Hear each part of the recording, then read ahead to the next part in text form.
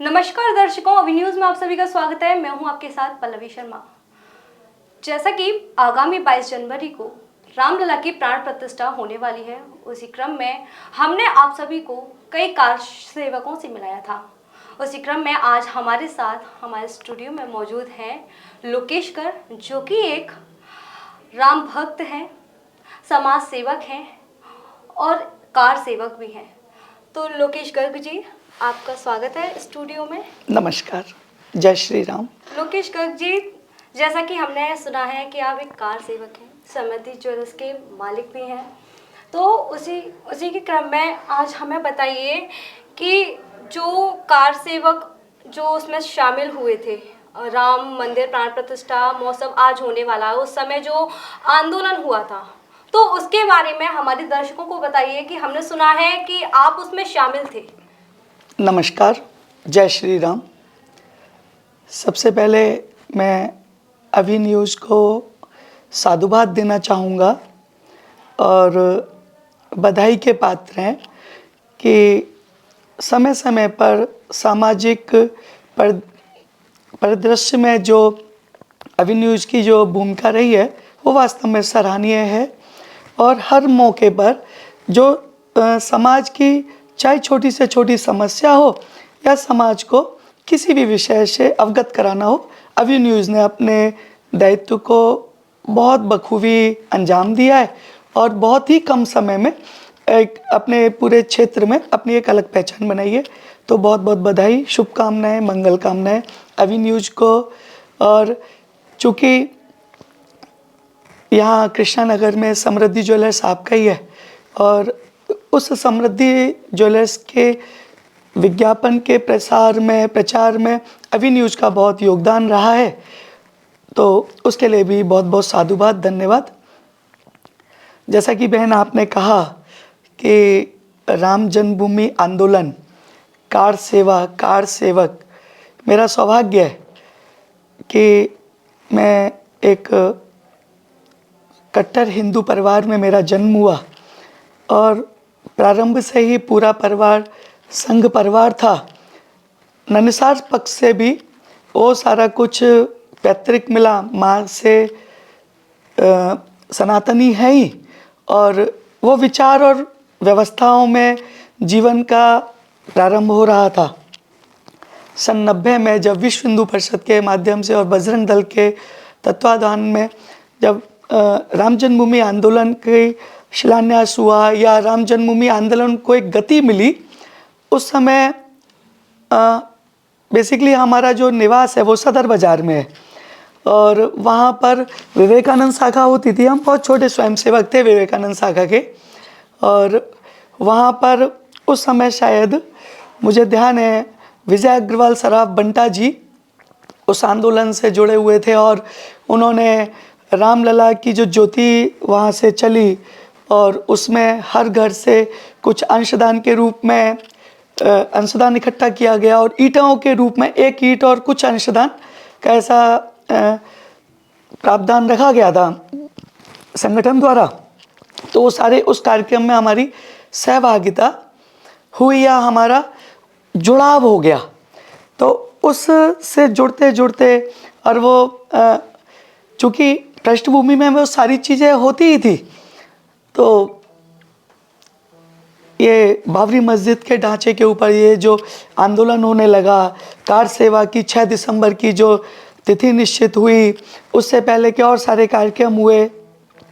28 अक्टूबर और 2 नवंबर को जो सबसे पहली बड़ी कार सेवा हुई, तो उस आंदोलन में पूरी तरीके से मेरा सौभाग्य है, मुझे जुड़ने का अवसर मिला और बहुत खट्टी मीठी यादें उस समय की हैं। मेरा सौभाग्य अभी न्यूज़ के माध्यम से वो मेरे को आज साझा करने का मौका मिल रहा है।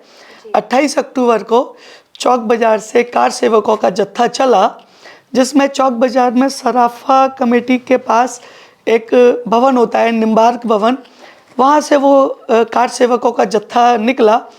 उसमें कई सारे कार सेवक, लगभग 18-20 कार सेवक थे।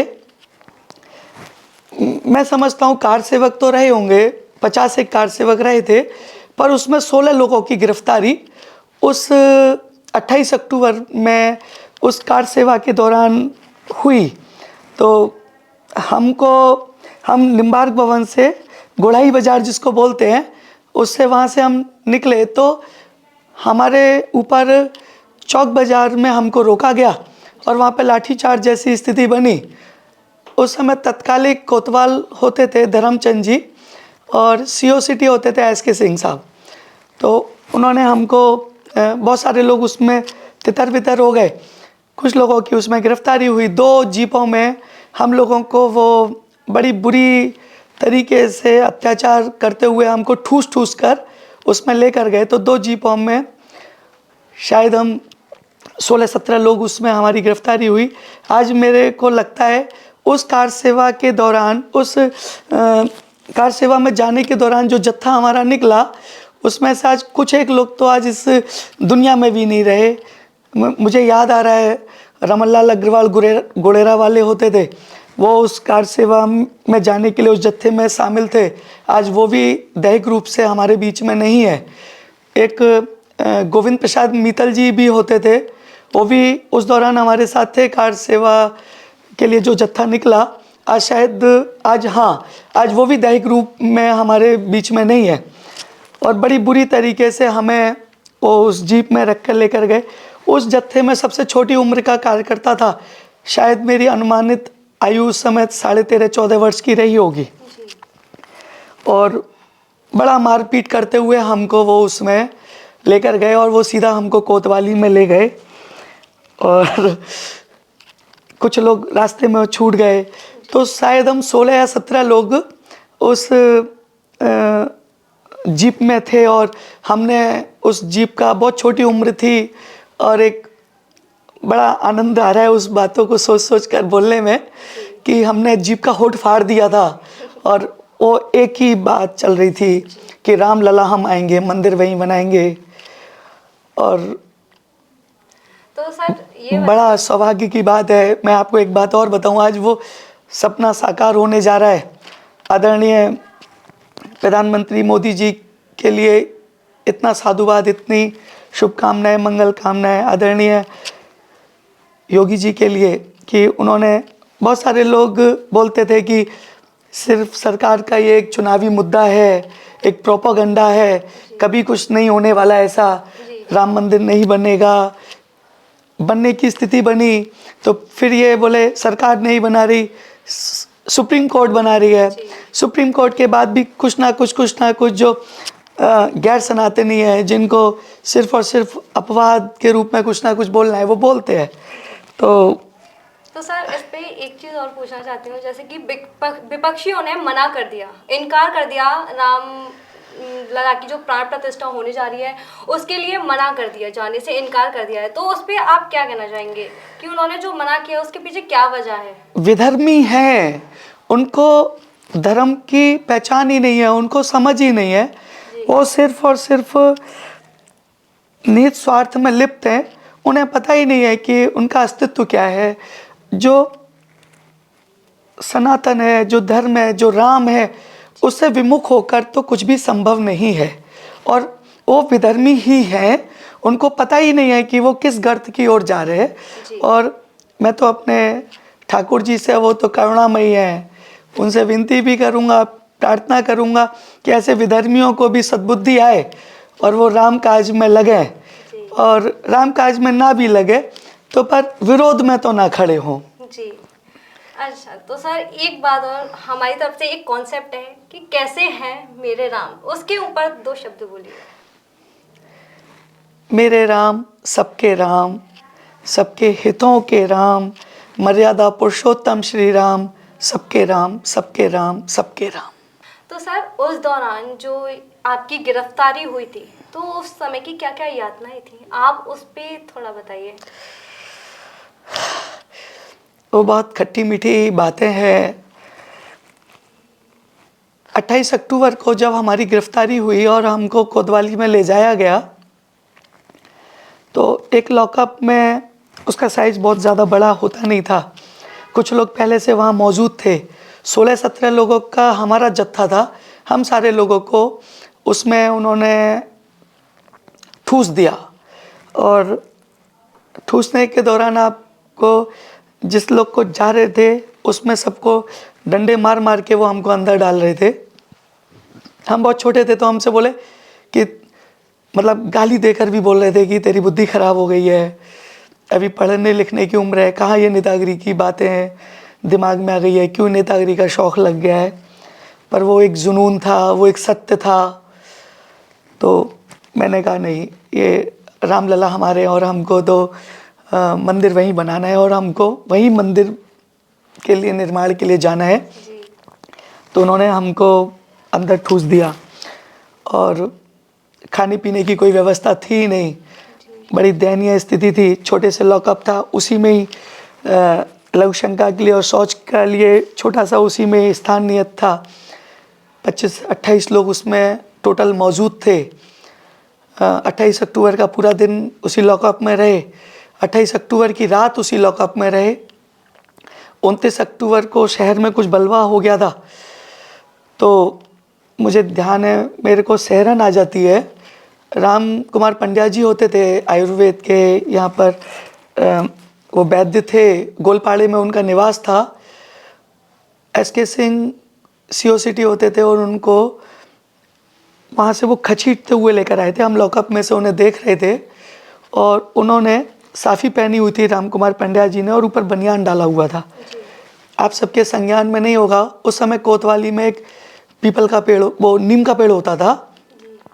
मुझे आज तक वो दृश्य याद है कि राम कुमार पंड्या जी को उस नीम के पेड़ से चिपका दिया गया था और हम सारे लोग लॉकअप में थे और पीछे से 1-2 पुलिस वालों ने उनके हाथ पकड़ लिए थे और एक पीछे से उनकी पीठ पर पटे मार रहा था।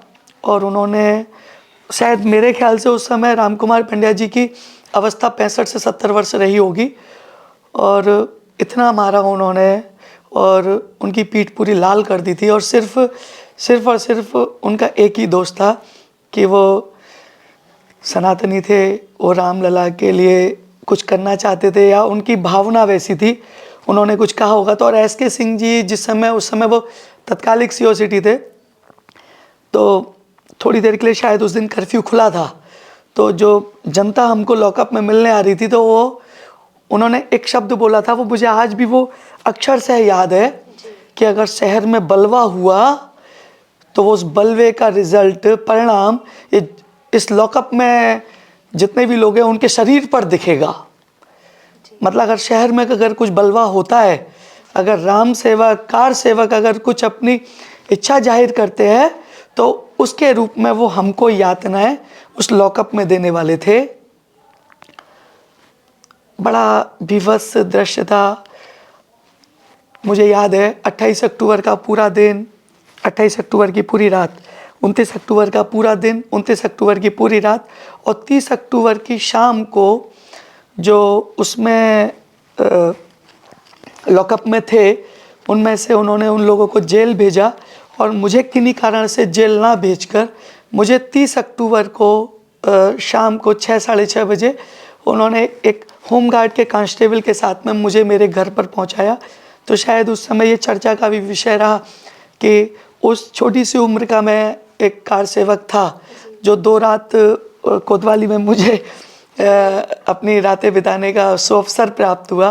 मैं बड़ा सौभाग्यशाली हूँ कि उस आंदोलन से मुझे राम जी की मेरे ऊपर महती कृपा हुई, मैं जुड़ा उस आंदोलन से। और पर वो एक बात और भी है, ये तो बहुत छोटा सा एक परिकल्पना की सी बात है, जो वहाँ से आने के बाद जो टीवी में समाचार पत्रों पर देखा, कितने सारे कार सेवकों पर सीधी सीधी गोलियां बरसाई गईं, लाठीचार्ज हुए, हजारों कार सेवक, पता ही नहीं है। उस समय बहुत छोटी आयु थी तो कोठारी बंधुओं का नाम सुनना करते थे कि वो 2 ही भाई थे, 2 ही भाइयों को पुलिस की गोली का तत्कालिक जो सरकार थी उसने जो उनके संग में अत्याचार किया, पूरे सनातनियों के ऊपर, राम सेवकों के ऊपर, कार सेवकों के ऊपर जो अत्याचार हुआ है, सैकड़ों की संख्या में लोगों की हत्याएं की गई है। तो पर उन्हीं की प्राणों की जो आहुतियाँ दी गई है राम सेवकों की, कार सेवकों की, उसी का ये परिणाम है। जो आदरणीय प्रधानमंत्री मोदी जी ने उसको साकार रूप दिया है। जी। शत नमन शत बंदन ऐसे हमारे प्रधानमंत्री महोदय को। जय श्री राम, जय श्री राम। तो जैसा कि हमारे साथ हमारे स्टूडियो में मौजूद है समृद्धि ज्वेलर्स के मालिक, कितना अच्छे से अनुवाद किया। उन्होंने बताया कि वह एक कार सेवक भी हैं, कार सेवक रह चुके हैं, और उस आंदोलन का जो दृश्य था उस समय को उन्होंने हमको बताया, इतने अच्छे से हम सभी को दर्शाया। उसके लिए बहुत बहुत आभार सर आपका। तो बने रहिए हमारे साथ, देखते रहिए अभी।